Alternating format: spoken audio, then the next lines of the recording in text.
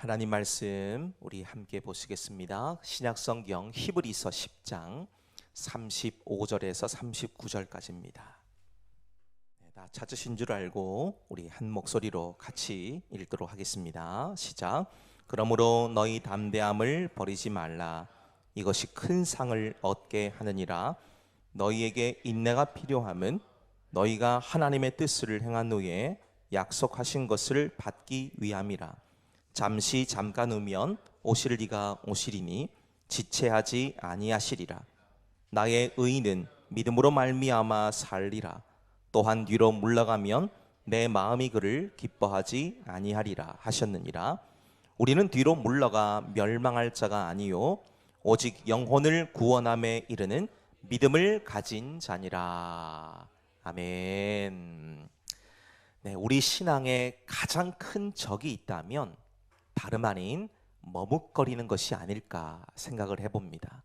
이 머뭇거리다라는 말을 사전에서 좀 찾아보니까요, 가야 하는 줄 알면서도 움직이지 않는 상태, 이게 머뭇거린다라는 의미였습니다. 이 머뭇거린다라는 말은 두 단어가 합쳐져 있는 말인데요, 머뭇이라는 말과 거리다라는 이 두 말이 붙어서 발전된 표현입니다. 머뭇이라는 것은 이 의성어더라고요. 입을 열었다 닫았다 하면서 말을 못하고 몸을 앞으로 내밀었다 다시 거두는 이 주저하는 동작을 흉내낸 소리가 머뭇이라고 하더라고요. 즉 다시 말하면 사전적인 의미처럼 결단하지 못하고 행동을 미루는 상태를 가리키는 표현입니다. 어느덧 2025년의 이 막바지에 우리가 지금 접어들고 있습니다. 여기까지 오시느라 대단히 수고가 많으셨습니다. 자, 그런데 지나온 시간들을 한번 가만히 돌아보시길 바래요. 늘 연말만 되면 이 말씀 드리는 것 같아요. 우리 한번 한 해를 돌아봅시다, 이런 말씀을 드리는 것 같은데요, 정말 한번 돌아보시기를 바래요. 갈까 말까, 할까 말까, 줄까 말까, 이 머뭇거림의 시간들이 정말 많으셨을 거예요. 머뭇거리는 사람들의 특징이 있습니다. 믿음을 잃은 것은 아닙니다만은 접어둔 상태예요. 접어둔 상태. 예를 들면 이런 말씀들을 많이 하십니다. 예, 제가 하나님을 믿기는 믿어요. 그분이 살아계시는 거 분명히 알아요. 목사님이 앞에서 하시는 말씀도 다 맞는 말씀인 거 제가 너무 잘 알고 있어요. 근데 결정적으로 문제를 알고는 있습니다만 움직이지 않는다는 것이죠. 움직이지 않는 것. 본론에서 다시 한번 다루겠습니다만은 이 상태를 오늘 본문의 말씀 39절을 보면 뒤로 물러난다 이렇게 표현합니다. 뒤로 물러난다. 이 움츠리다, 물러서다 이런 표현이거든요. 그 의미가 머뭇거리는 상태라는 것을 분명하게 나타내주고 있는 표현이지요. 자, 그래서 머뭇거린다는 것은 불신앙으로 가는 문 앞에 지금 서 있는 것이다 라고 말씀드릴 수 있습니다. 불신앙으로 곧 가기 위해서 문을 열기 일보 직전인 겁니다. 문만 열면 바로 가면 끝인 거예요. 그리고 또 하나 머뭇거리는 사람들은 순종을 거절하지는 않습니다만 뒤로 미루는 습성이 있어요.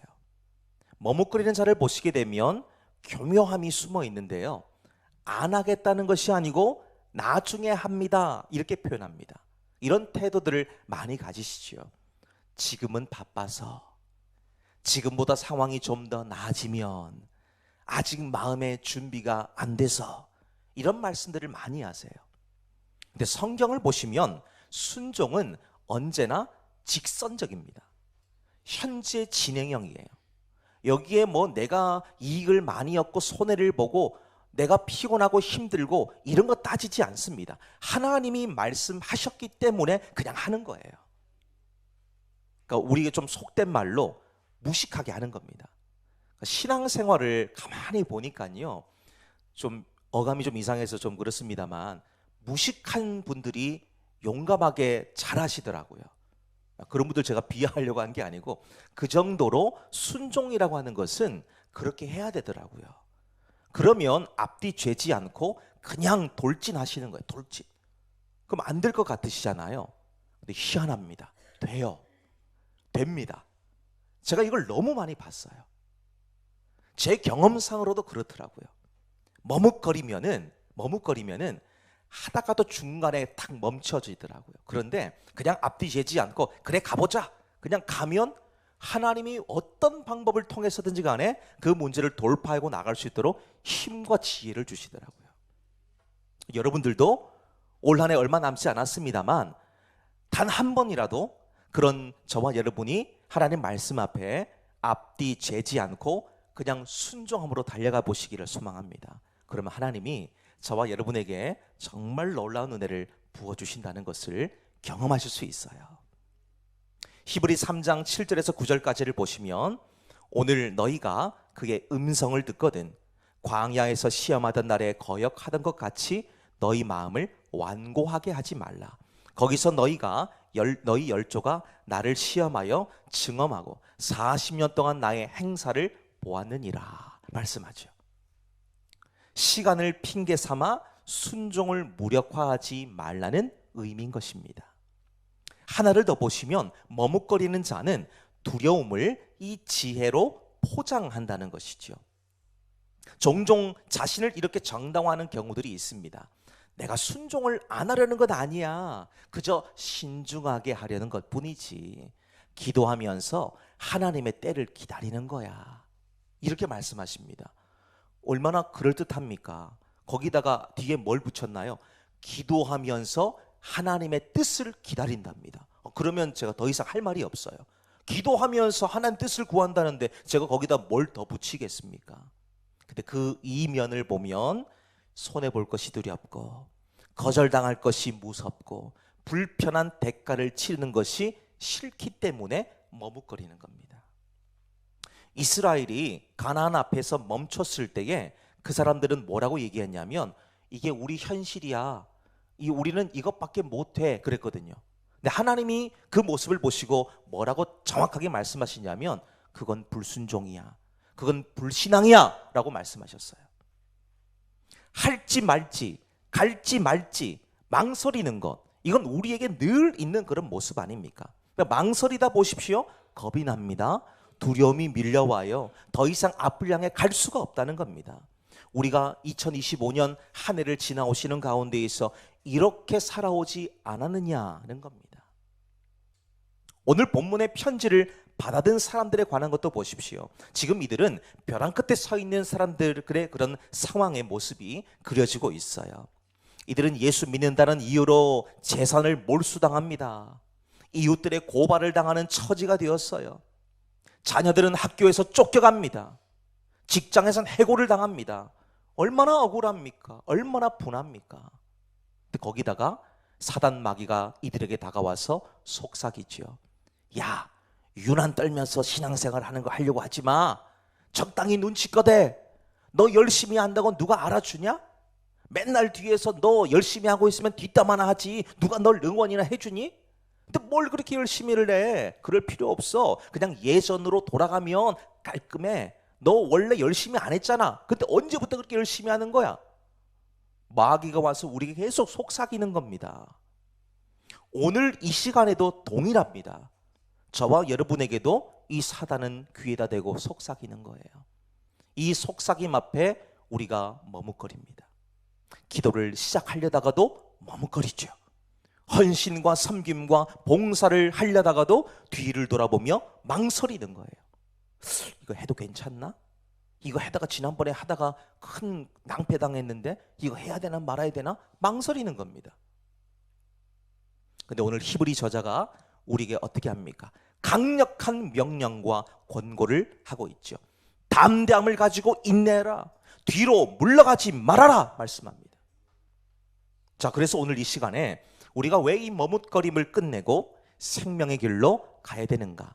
본질적 이유를 저와 여러분이 본문 속에서 주시는 말씀을 붙들고 함께 은혜 나누게 되기를 원하는데요. 자, 우리 35절의 말씀 다시 한번 읽어보실까요? 35절의 말씀입니다. 시작. 그러므로 너희 담대함을 버리지 말라.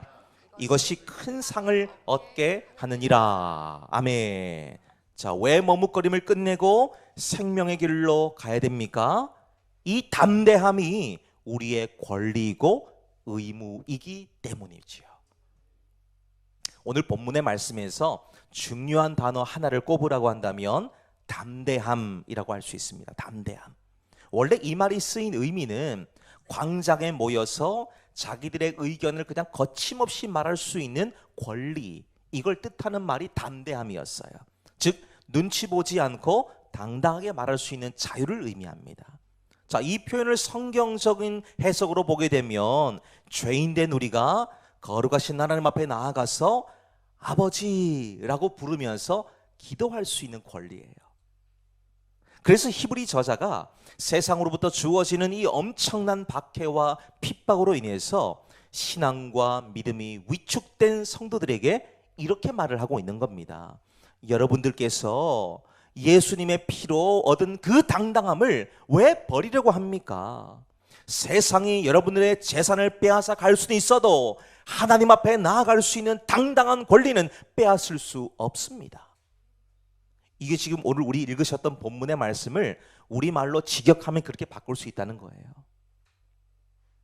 사실 저와 여러분은 하나님 앞에서 담대함과 당당함, 이거 가질 수가 없는 존재들이었지 않습니까? 더군다나 우리는 그분 앞에 서는 순간 모두 죽어야 되는 존재들이었죠. 우리 모두 죄인들이었거든요. 우리에겐 죄가 넘쳐났거든요. 자, 그런데 히브리 기자가 우리에게 그 담대함을 버리지 말아라 말씀합니다. 버리지 말아라. 자, 이 말을 반대로 보시면 우리가 살면서 이 담대함을 자꾸만 내던진다는 거예요. 자꾸만. 우리가 이 왜 담대함을 버릴까요? 사단이 끊임없이 자격론을 들고 나오죠. 자격론. 야, 너 어제도 똑같은 죄 지었잖아. 너 왜 이렇게 뻔뻔해? 너가 그리고 또 기도한답시고 하나님 앞에 나와? 어디 얼굴을 빤히 들고 하나님 이름을 불러? 너는 그럴 자격이 없어. 계속 그런 말을 하는 겁니다. 자격이 없대요, 우리에게. 이런 속삭임이 들려오고 마음으로부터 이런 자격지심이 파도처럼 밀려오면 우리가 주춤하죠. 정말 그런가? 그래, 나 같은 자가 무슨 기도한답시고 기도의 자리를 가. 거기는 아무나 가는 게 아니지. 거기는 그냥 말 그대로 목사님이나 가서 기도하는 거지 뭐. 나 같은 사람이 뭐 기도할 수 있겠니? 스스로 이제 여기 함정에 빠져드는 거예요. 주춤하죠. 그 하나님 앞에 나아가려는 발걸음이 멈칫하게 되고 머뭇거리게 됩니다. 자, 이렇게 되는 순간 우리 서두에도 말씀드렸지만 우리 몸이 굳어버리는 거예요. 더 이상 앞으로 갈 용기와 담력을 가지지 못하는 겁니다. 사단이 우리 습성을 너무 잘 알아요. 우리가 어떤 말을 하면 화를 불같이 내고 우리가 어떻게 한마디 탁 던지면은 우리가 기가 죽을지 이미 다 알고 있습니다. 우리 약점을 너무 꿰고 있어요. 그 끊임없이 우리에게 이 죄책감을 불어넣어 줍니다. 위축되게 만들어요. 그래서 결국 스스로 포기하게 만듭니다. 이게 바로 담대함을 버리게 되는 이유가 된다는 것이지요. 자, 그런데 우리가 놓치지 말아야 될 것이 있습니다. 이 담대함은 우리의 열심이나 도덕적 순결함에서 오는 것이 절대로 아닙니다. 내가 노력한다고 오는 게 아니라는 거예요. 자, 그러면 어디서 오느냐? 성경적 근거를 말씀드립니다. 히브리 10장 19절 말씀을 보십시오. 예수의 피를 힘입어 성소에 들어갈 담력을 얻었다. 여러분들이 하나님 앞에 갈 수 있는 이유가 뭘까요? 예수의 피 때문이에요. 여러분들이 얼굴이 예뻐서 잘생기셔서 돈이 많아서 권력이 높아서 그래서 가는 게 아니라는 겁니다. 예수의 피로 인해서. 예수 그리스도의 십자가라고 하는 구원의 완벽한 보증을 손에 쥐고 하나님 앞에 가는 거예요. 여러분들이 영화관을 가보시지 않았습니까? 안 가보신 분 아마 안 계실 건데요. 영화관 가서 영화 보려면 어떻게 해야 되나요? 첫 번째, 티켓을 구매해야 된다. 두 번째, 팝콘을 산다. 팝콘 사서 가셔야죠. 그래 영화 보시는 재미도 있지 않습니까? 영화 티켓을 사서 팝콘 사서 들어가면 되잖아요. 근데 영화 티켓을 구입하시고 나서 혹시 그런 분 계시나요? 들어가서 봐도 되나? 혹시 그런 분 계세요? 그런 분들 없으실 거예요. 왜 그렇죠? 내가 티켓을 값주고 샀잖아요. 그 좌석은 내 좌석이에요. 단 몇 시간 동안 내가 산 좌석입니다. 그러니까 아무 때나 들어가도 괜찮아요. 그 시간 내가 빌린 겁니다. 아무 때나 가서 보셔도 됩니다. 여러분 마찬가지예요. 우리는 자격이 없지만 하나님이 그 자격을 만들어 주시기 위해서 아들 예수님을 대속제물로 십자가에 내어주셨어요. 즉 다른 말로 하면 하나님은 예수의 피로 이미 저와 여러분에게 합격이라는 도장을 찍어주셨는데 우리는 스스로 생각하죠. 나는 아닌 것 같아. 나 같은 사람이 무슨 십자가 앞에 갈 수가 있어? 스스로 불합격을 매기는 거예요. 여러분 이런 경우가 어디 있습니까? 그건 구원받은 자녀의 합당한 모습이 아닙니다. 에스더가 왕 앞에 나아갈 때에 죽으면 죽겠다라는 이 결단으로 나아갔죠.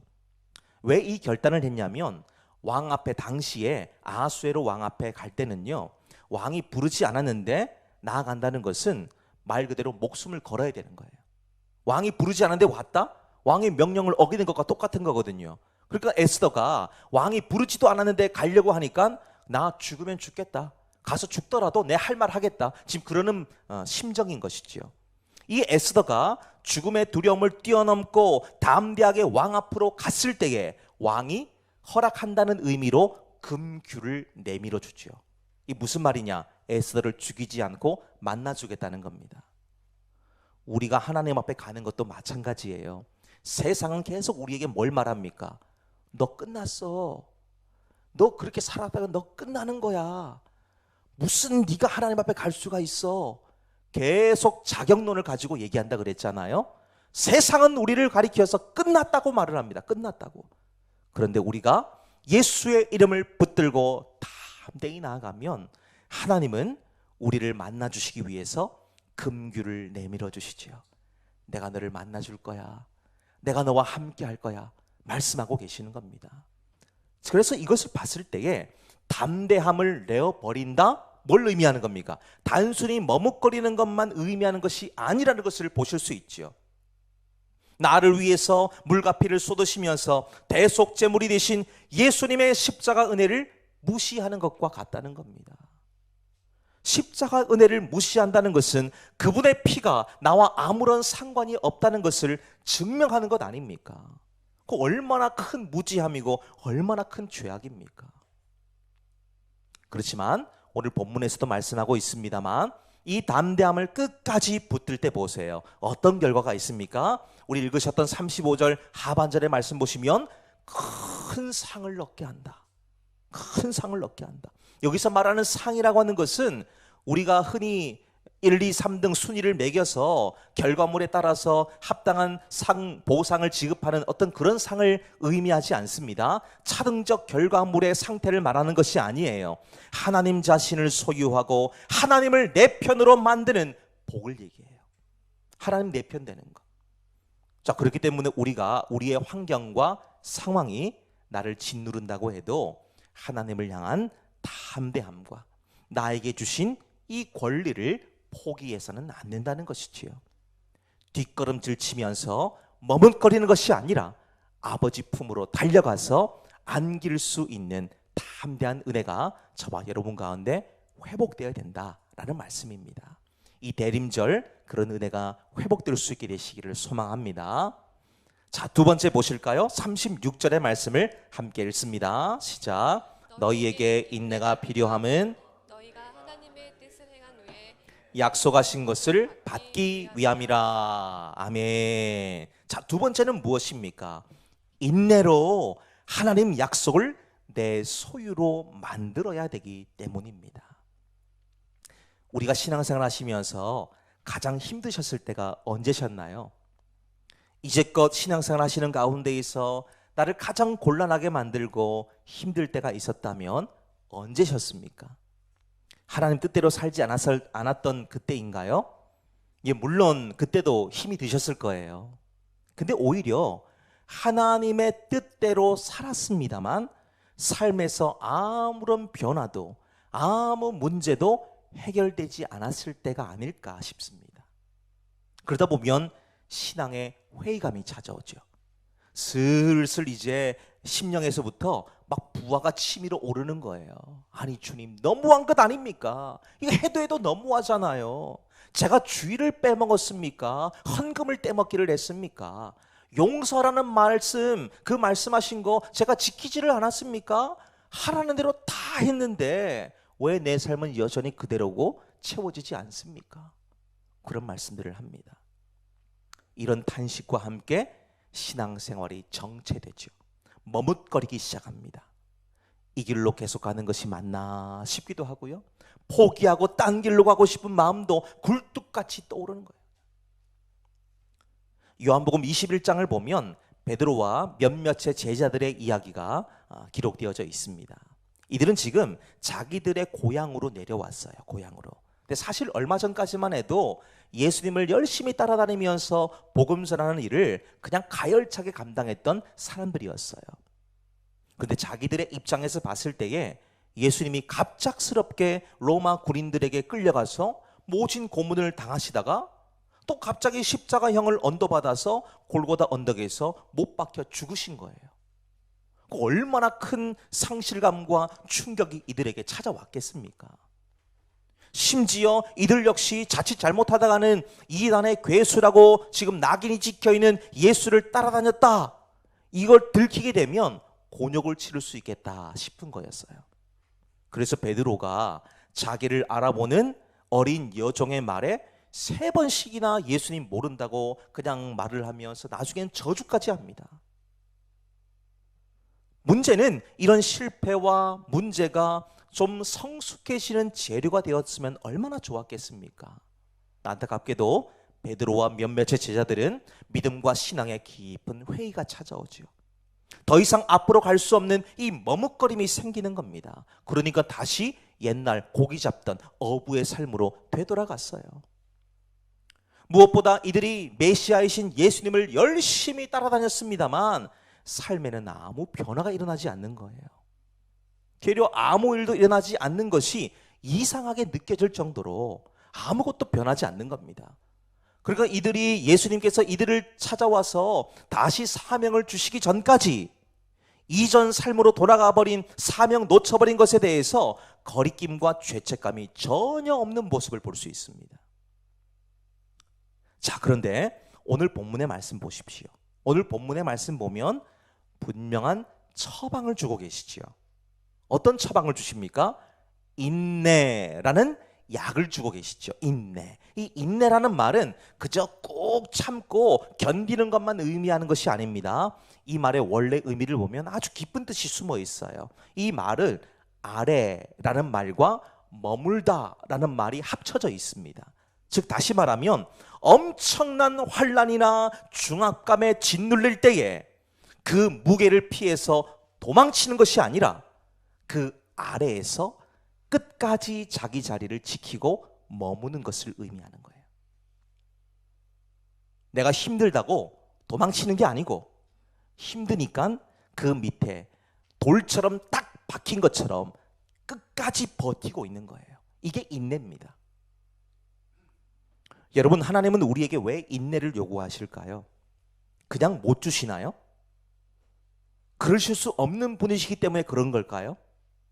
아닙니다. 오늘 본문의 말씀을 다시 한번 보세요. 하나님의 뜻을 행하는 것과 약속을 받은 것, 그 사이에 지금 뭐가 있습니까? 인내가 있어요. 인내. 즉 인내의 시간을 통과하지 않고는 결코 약속의 땅에 들어갈 수 없다는 겁니다. 인내는 우리를 하나님의 사람다움으로 만들어가는 시간이기 때문이죠. 성경에 나오는 한 사람을 좀 소개할까 합니다. 바로 아브라함입니다. 아브라함. 이 아브라함은 그의 나이 75세에 고향 땅에서 하나님의 부르심을 받습니다. 이때 하나님께서 아브라함에게 큰 민족을 이루게 하겠다, 이 약속을 하시고요. 아브라함은 그 하나님 약속을 믿고 고향과 친척과 아버지 집을 떠나가지요. 그런데 하나님이 약속하신 그 가정에 이삭이라고 하는 아들이 태어나기까지 얼마의 시간이 걸렸을까요? 자그마치 25년이 걸렸어요. 25년. 한 해, 두 해, 시간이 지나면 지날수록 아브라함이 얼마나 초조했겠습니까? 나이는 점점 들어가고 점점 기력은 약해져 가는데 하나님은 전혀 꿈쩍도 안 하시는 것 같아요. 분명히 약속하셨는데 약속을 지키시는 거 눈꼽만큼도 찾아볼 수 없어요. 분명히 하나님이 자녀 주신다고 했는데 그때가 언제일까? 정말 주시기는 할까? 그냥 하신 말씀 아닐까? 뭐 오만 생각들이 다 드는 거예요. 숱한 세월을 이렇게 수없이 머뭇거리게 되는 상황들이 길게 흐르게 된 겁니다. 그러다 보니까요, 아브라함이 100세의 아들을 이제 얻게 되는데 그 전 중간쯤에 보면요, 그 머뭇거림이 있거든요. 바로 이런 고민들이 있었습니다. 그러니까 중간에 아내 이 사라의 몸종인 하갈을 통해서 이스마엘을 낳지 않습니까? 그 왜 이스마엘을 낳았을까요? 하나님이 자녀를 주지 않을 것을 대비한 일종의 보험이죠. 대를 잇는 보험을 들어놓은 겁니다. 완전히 지극히 자기 생각이에요. 자기 생각. 근데 하나님께서는 아브라함을 마지막까지 인내의 자리로 이끄셨어요. 왜 그러셨을까요? 단순히 아들을 주시냐 그렇지 않냐 이런 단순한 문제가 아니었기 때문입니다. 하나님께서는 아브라함을 부르실 때에 내가 너로 큰 민족을 이루게 하겠고 복을 주겠는데 땅의 모든 족속이 너로 인하여 복을 얻게 하겠다. 너로 인하여. 복의 근원, 출발점이 누굽니까? 아브라함인 거예요. 아브라함. 그러니까 그냥 줄 수 있으신가요? 안 되죠. 아버지 집에서 고향 땅에서 행해왔던 이방신을 섬기고 하나님 없이 살아가던 삶을 뿌리채 뽑아야 되는 거예요. 이거 뽑아야 되는 겁니다. 이거 안 뽑고 하나님의 일을 감당한다? 불가능한 거예요. 아브라함을 믿음의 조상으로 만드시기 위함이지요. 그러니까 이 25년의 시간들, 인내와 연단의 시간이 없었다면 아브라함은 그냥 아들 하나 얻고 좋아하는 그냥 한 사람으로 끝났을 거예요. 근데 인내함으로 견뎠기 때문에 모든 믿는 자의 아버지가 된 것이지요. 그러니까 하나님이 이름을 바꾸시잖아요. 원래 이름이 아브람이었거든요. 근데 아브라함으로 바꾸셨어요. 아브라함은 복의 근원, 복된 아버지 이런 말입니다. 여러분 이것을 봤을 때에 지금 우리가 겪고 있는 답답해 보이고 응답이 없어 보이는 시간조차도 하나님이 주무시고 계시거나 휴식하고 계시는 것이 아니고 우리 영혼을 빚고 계시는 은혜와 소망의 시간이 됨을 우리는 깨달을 수 있어야 한다는 것이지요. 그 인내라는 연단의 시간을 거치지 않은 복은 나와 맞지 않는 옷을 입고 있는 것과 같다는 겁니다. 결국 그것이 나의 앞길을 가로막는 걸림돌이 되지 않습니까? 그렇지만 인내라고 하는 이 숫돌로 잘 갈려지고 깎여나간 사람은 무슨 일을 만나도 흔들리지 않아요. 편안합니다. 갈팡질팡 하지 않습니다. 머뭇거림이 없어요. 그래서 우리 옛말에도 인내는 쓰고 열매는 달다 그러죠.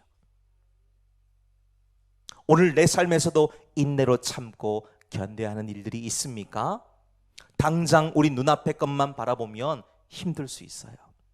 내가 누구보다 열심히 주를 섬겼는데 왜 나에게 이런 일이 생기느냐? 불평, 낙심할 수 있습니다. 그렇지만 인내로 하나님 약속을 내 소유로 만들어야 되기 때문에 우리는 참고 견디고 버틸 수 있는 것이지요. 야고보 1장 4절의 말씀 보십시오. 인내를 온전히 이루라. 이는 너희로 온전하고 구비하여 조금도 부족함이 없게 하려 함이라. 그렇죠. 인내로 승리하시는 저와 여러분 되시기를 축복합니다. 자, 그래서 우리가 머뭇거리지 말고 어떻게 해야 될 것인가? 세 번째 말씀입니다. 37절에서 39절의 말씀을 함께 읽겠습니다. 시작. 잠깐 누면 오실 이가 오시리니 지체하지 아니하시리라. 나의 의인은 믿음으로 말미암아 또한 뒤로 물러가면 내 마음이 그를 기뻐하지 아니하리라 하셨느니라. 우리는 뒤로 물러가 멸망할 자가 아니요 오직 영혼을 구원함에 이르는 믿음을 가진 자니라. 아멘. 자, 그래서 우리가 머뭇거리지 말고 어떻게 해야 됩니까? 주님이 곧 오실 것이기 때문에 후퇴가 아니라 전진해야 된다라고 말씀드릴 수 있습니다. 우리 계속 이어지고 있습니다만 왜 우리가 머뭇거리는가 생각해 보셔야 돼요. 앞서도 살폈지만 머뭇거린다라는 말이 결단하지 못하고 행동을 미루는 상태다 그랬습니다. 그러면 왜 이렇게 결단하지 못하고 행동을 미룰까요? 여러 가지 이유가 있겠습니다만 제 경험을 비추어 봤을 때에 시간이 영원할 것처럼 느껴지기 때문이에요. 그러니까 할 수 있음에도 불구하고 계속 주저하고 머뭇거리고 멈추는 겁니다. 우리가 어떤 일을 할 때를 한번 보십시오. 이 탄력을 받기까지가 참 힘들어서 그렇지 시작만 하면 다음번은 훨씬 더 수월해지는 경우들이 많이 있지 않습니까? 자, 교회적으로도 보시면 새벽을 깨우는 걸 보세요. 처음에 이거 쉽지 않아요. 새벽 깨우는 게 보통 에너지가 드는 게 아닙니다. 힘듭니다. 늘 하던 생활 습관이 있기 때문에 새벽 기도를 깨우시고 드리신다는 것은 결코 만만치 않아요. 그렇지만 하루 이틀 지나고 한 주, 두 주 쌓이기 시작하면 그때부터 이 기도의 시간이 몸에 배이기 시작합니다. 그러기를 몇 달 지나 보세요. 이젠 탄력이 붙어서 새벽을 깨우는 것이 이전보다 훨씬 수월해집니다. 수월해진다 그랬어요. 잘 되는 건 아니에요. 그냥 수월해질 뿐입니다. 전 지금 거의 25년, 30년 가까이 새벽 기도를 빠지지 않고 드리고 있습니다만은 그래도 힘들어요. 눈은 저절로 4시 반 되면 딱 떠지지만은 몸이 너무 힘들어요. 그럼에도 불구하고 시간과 환경을 뛰어넘을 수 있는 힘이 이미 쌓여져 왔기 때문에 지금 이 자리에 서 있는 거예요. 처음에 우리가 어렵지 조금만 시작하고 탄력이 붙으면 좀 수월해질 수 있다 말씀드릴 수 있습니다. 근데 어디 이런 일들이 새벽 기도만 그렇겠습니까? 우리가 지금 드리는 이 모든 공예배도 마찬가지예요. 처음에는 그렇잖아요.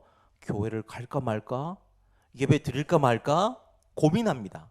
이것 갖고 고민하는 거예요. 근데 교회로 계속해서 발걸음이 반복되고 예배가 계속되다 보면 어느 순간 온전한 예배자로 세워져 있는 내 모습을 발견하는 거예요. 내가 이 주일 예배를 드리는데도 전혀 이상한 생각 들지 않고 그냥 이 자리에 있네? 예배를 드리면서 하나님 찬양하고 있네? 바뀌는 겁니다. 자, 오늘 본문에서도 보십시오. 머뭇거리면 안 되는 이유를 밝히고 있죠. 뭐라 말합니까? 잠시 잠깐 후면 주님이 오신다. 잠시 잠깐 후면 주님 오신대요. 여기서 말하는 잠시 잠깐이 언제일까요? 이걸 우리가 아셔야 되겠죠. 헬라어 원문을 보니까요, 잠시라는 말을 보니까 미크론이라 돼 있어요. 미크론. 영어로 마이크로 있죠. 마이크로는 말이 여기서 나온 겁니다. 아주 작다 이런 말이에요. 아주 작다. 근데 이 아주 작은 것에 뒤에 하나가 더 붙어 있죠. 뭐가 붙어 있습니까? 잠시.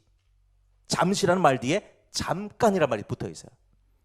헬라어를 보니까 이게 두 개 말이 반복해서 붙어 있습니다. 잠깐 이런 말로 붙어 있어요. 그러니까 우리말로 바꾸면 아주 정말 아주 조금만 있으면 이런 말이에요. 눈 깜빡할 사이라는 거죠. 여러분, 주님은 지금 우리에게 지체하지 않고 달려오고 계십니다.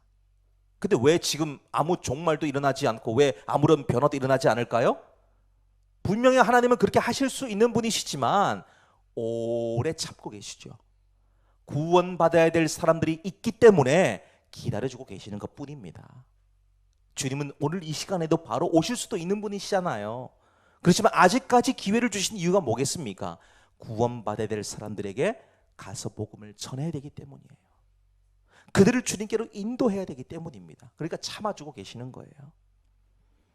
우리가 고통 중에 괴로워하고 힘겨워할 때 그저 멀리서 구경만 하고 계시는 분이 아니라 우리 눈에서 눈물을 닦아주시고 슬픔을 함께 짊어져 주시기 위해서 오고 계신다는 것이지요. 그런데 머뭇거려 보세요. 이 사실 자체를 잊어버립니다. 주님은 반드시 오시는데 오늘 본문에서처럼 아주 조금 뒤에 반드시 오신다 그랬죠. 날짜와 시간과 요일과 장소는 우리 모릅니다만은 약속하신 대로 곧 얼마 지나지 않아서 반드시 다시 오신다는 겁니다. 그러니까 우리는 이 긴박함과 신속함을 늘 우리 심장에 새기고 살아야 돼요. 요즘은 운동회를 잘 안 하는 것 같은데요.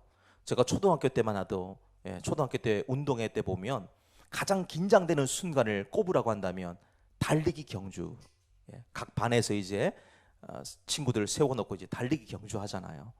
출발선에 자세를 딱 잡고 있으면은 신호 주시는 선생님이 화약총을 딱 들으면서 이제 준비 이렇게 말씀하시죠. 준비. 그러니까 이때 가장 긴장됩니다. 이제 가야 되나 말아야 되나, 가야 되나 말아야 되나. 막 혼자서 막 세는 거예요. 근데 그와 동시에 출발하면서 총을 팍 쏘면은 심장이 막 그냥 이 앞에 튀어나올 것 같아요. 얼마나 긴장이 되는지. 그런데 또 달려가다 보면 어떻습니까? 그 심장이 쏙 들어가서 내가 저 친구 따라잡아야지, 저 친구 이겨야지, 그런 승부욕이 막 생기는 거예요. 만약에 내일 주님이 오신다고 하시면 지금처럼 머뭇거리고 계시겠느냐, 그런 말씀이에요. 절대 그럴 수 없겠죠. 절대. 무슨 수를 써서라도 결승선에 도달할 수 있도록 젖먹던 힘까지 다 짜내서 달려갈 겁니다. 바로 이거예요. 오늘 내 인생이 마지막인 것처럼, 그리고 주님께서 지금 문 밖에 서 계신 것처럼 전진해라는 이유가 바로 여기에 있어요.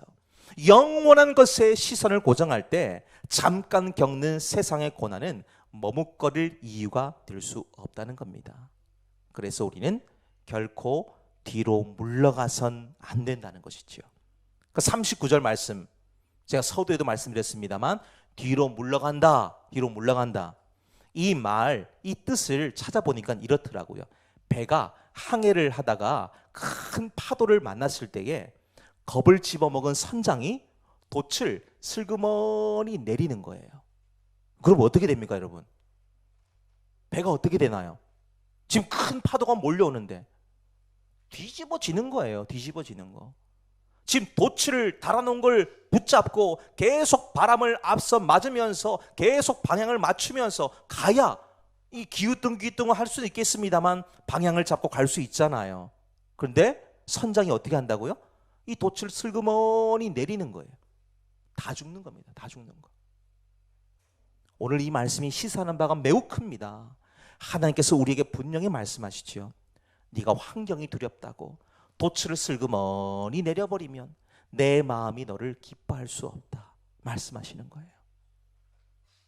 우리 돛 내릴 때 얼마나 많습니까? 내 좀 힘들면 돛 좀 내리자.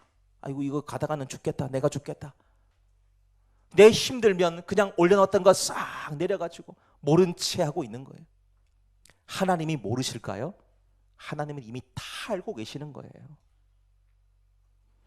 여러분, 하나님이 우리를 기뻐하지 않으시는 이유, 우리가 실력이 없어서가 아닙니다. 하나님을 신뢰하지 않기 때문이죠. 머뭇거리는 것의 끝이 뭡니까? 끝. 오늘 본문의 말씀 나옵니다. 멸망입니다. 멸망. 파산하게 되고 완전히 쓸모없게 된다, 그런 말이에요. 하나님이 우리를 위해서 예비하신 그 찬란한 영광의 길을 다 놓쳐버리고 아무 가치 없는 인생으로 전락하는 것이 바로 멸망입니다. 지금 히브리 기자가 이야기하고 있는 것을 잘 한번 보세요. 우리는 뒤로 물러가 멸망할 자가 아니다, 그렇죠? 즉 우리의 소속은 뒤가 아니고요, 앞이라는 거예요. 앞. 그럼 우리가 가야 될 길이 어디입니까? 뒷길이 아닙니다. 앞길이에요. 앞길. 벽이 있다고요? 돌파해 가는 거예요. 전진하는 겁니다. 부디 우리를 겁쟁이로 만들고 무기력하게 만들고 무가치한 인생으로 만드는 이 머뭇거림이 대림절 기간 동안에 완전히 소멸되고 새롭게 되셔서 믿음의 정체성을 되찾게 되시기를 소망합니다. 절대로 뒤를 돌아보면서 아이고 그때가 좋았지, 뭐 우리가 한 번쯤 뒤돌아볼 수는 있겠습니다만 그 맨날 그걸 뒤를 돌아보면서 그때가 좋았지 하실 필요 없어요. 그때는 그때예요. 하나님 은혜는 그때그때 다릅니다. 그리고 오늘 하나님 우리에게 은혜를 베풀어 주시거든요. 근데 그때와 지금과 동일한 은혜일까요? 완전히 다른 은혜입니다. 그리고 앞으로 우리에게 주실 은혜는요, 우리를 더 기대하게 만들잖아요. 그러니까 절대로 뒤를 돌아보지 마시기 바라고요. 우리는 지금 이미 이긴 싸움 중에 있다는 것이지요. 주님이 이미 사단의 머리를 깨뜨리셨기 때문에 우리는 강하고 담대한 주님 손 붙잡고 앞으로 달려가기를 소망할 수 있어야 한다는 것이지요. 사랑하는 여러분, 이 은혜로 가득 채워지는 저와 여러분 되시기를 주님의 이름으로 축복합니다.